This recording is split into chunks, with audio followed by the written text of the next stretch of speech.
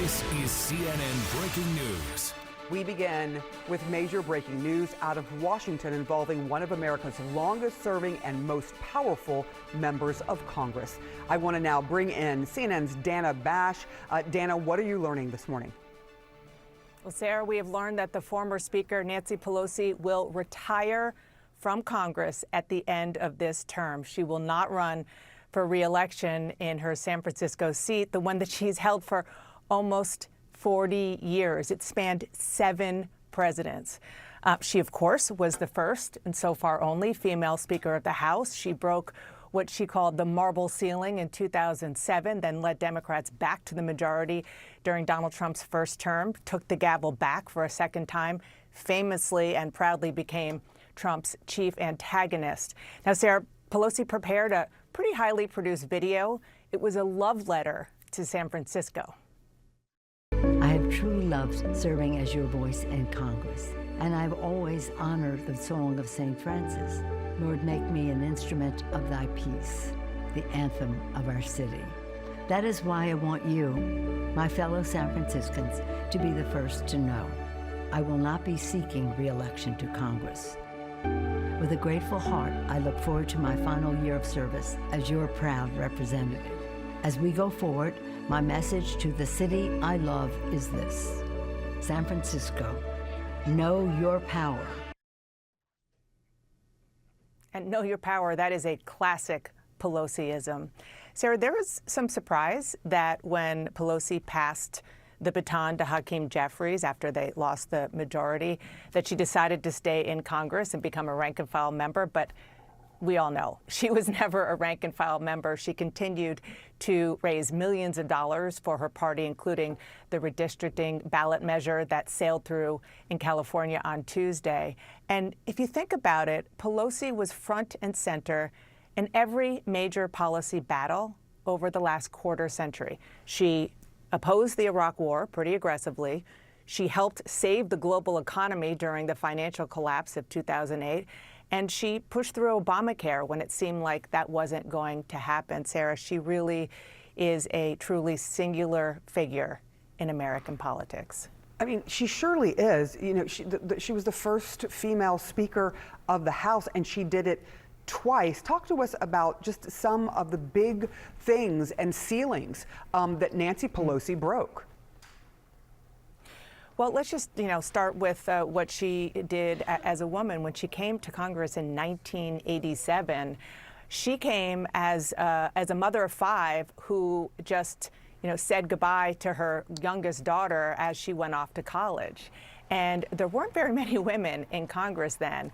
And if you kind of look at what Congress looks like now, mostly Democrats, but a lot of female Republicans as well, there are more of them. They are younger. They are having babies while serving in Congress. That was anathema to Pelosi and people in her generation when they came into Congress. And she talked so often about being the only woman in the room for so many years. And she has said many times in many different ways that what she strives to do is not just be powerful, but to show women that they can have a voice. And, at the beginning, it's pretty clear that that was just who she was. But after a while, when she saw what kind of effect it was having, it's been intentional. Yeah, I mean, this is a really big moment in politics, never mind for the Democratic Party, but because she was so powerful, because she could wrangle her colleagues so well, she also became quite the devil to Republicans because she was able to do the job so well. But that is sort of on the national stage. What impact are you seeing now on her city that she has been, and state that she has been representing? You see it in this love letter to San Francisco. What is this going to mean for those constituents? Well, look, I mean, the video that she released, we just played a portion of it. It's like 6 minutes long, and it starts, "Dear San Francisco," with a shot of the Golden Gate Bridge. And she talks pretty extensively about her love for her adopted home city. She's really the daughter of Baltimore. She is the daughter of the former mayor of Baltimore. Her father was a member of Congress. She learned about Congress walking through the halls with her dad, who represented Baltimore. But when she got married to Paul Pelosi, they did move to San Francisco. And she talks about fighting HIV/AIDS. One of her first, maybe the first speech that she gave on the House floor when she came in 1987 was about the AIDS epidemic. She talks about the fact that she helped bring a lot of money back. She's unabashed about that. And, you know, even on global policy, China, since there is a huge Chinese American population in San Francisco, she was one of the first to say, no, no, no, we don't trust this Chinese regime. And she did it in large part because she had experience in representing people who came from China and really understood what was going on there. But I do want to go back to one of the points you just made, Sarah. The way that Pelosi understood the Democratic caucus was like really nothing any politician has done or those who served with her have seen on either side of the aisle. She understood where everybody was, what they represented, what they could give based on what their constituents needed, what they couldn't give, and she was able to corral the caucus, hold them together in a way that was kind of remarkable, especially when it was contrasting at the time with the Tea Party rise in the GOP, and the Republican speakers there just couldn't do it. It was a very important part, and is a very important part of her legacy as a speaker, before that as a leader of the Democratic Party. But today, because this is the end of an era of her representing San Francisco for nearly 40 years, that's where she wanted to have her focus. Right. Joining us now to discuss all of this, Republican strategist Malik Abdul and CNN political commentator and Democratic strategist Maria Cardona. Maria, I'm going to start with you. Just your reaction to hearing that Nancy Pelosi will no longer be a member of Congress soon, and the ramifications of all that. You know, when I just heard this news, Sarah, first of all, it's not that surprising, but it certainly is disappointing just from the standpoint of what a legendary icon she has been, not just to the Democratic Party, but the country in general. And Dana talked about all of the history behind her role as being the first woman Speaker of the House.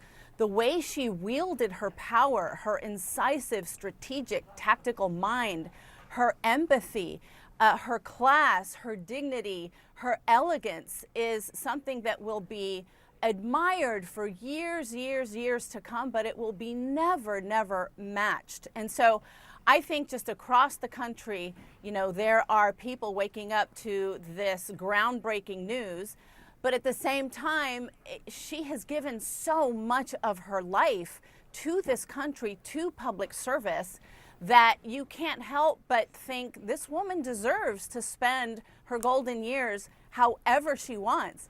And you know, Sarah, that even though she might not be serving in Congress, she will always wield the power that she knows she has, that others know that she has, Democrats across the country, and I think Republicans as well. She's always been good at working across the aisle, especially in times when that was more of a normal thing. But she will continue to be someone whose advice is sought, regardless of whether she's not in public life anymore. And that will always be to the good and to the benefit of the American people. I wish her the best. I love her. I have had the honor and the pleasure of working with her on many projects. And we are a country that is better for her service. We will miss her, and we wish her the best. Maria, thank you for your thoughts. And she's 85 years old and still quite sharp as a tack, and was involved in this Yes. in this recent, movement in California to try and change the Absolutely. redistricting. She's involved still quite a bit, so you would expect that she might still be involved because this has been her life's work. But to you, Malik, look, Republicans have no love loss for Nancy Pelosi. She has been sort of the devil, the boogeyman that they have pointed to for many different things that they didn't like about Democratic policies. What now with her leaving? Well, I think that Republicans, well, first of all, Nancy Pelosi, first, congratulations that she's decided to retire. I have to give her credit for being able to wield the gavel in a way that really did push the Democratic Party. I think part of the challenge now for the Democrats is that you no longer have a Nancy Pelosi in a Hakeem Jeffries. Many people in the Democratic Party are upset with Hakeem Jeffries' leadership, which really leaves a lot to be desired. So when you go from a Nancy Pelosi to a Hakeem Jeffries, I think that probably speaks to the problems that the Democratic Party is having now. But Republicans will always choose, if it's not Nancy Pelosi, we're going to choose another boogeyman, because that's simply what happens in politics. So I don't think that Republicans will back away from any criticism of the Democratic Party, particularly because of what we're seeing happen around the country, like in places in New York City.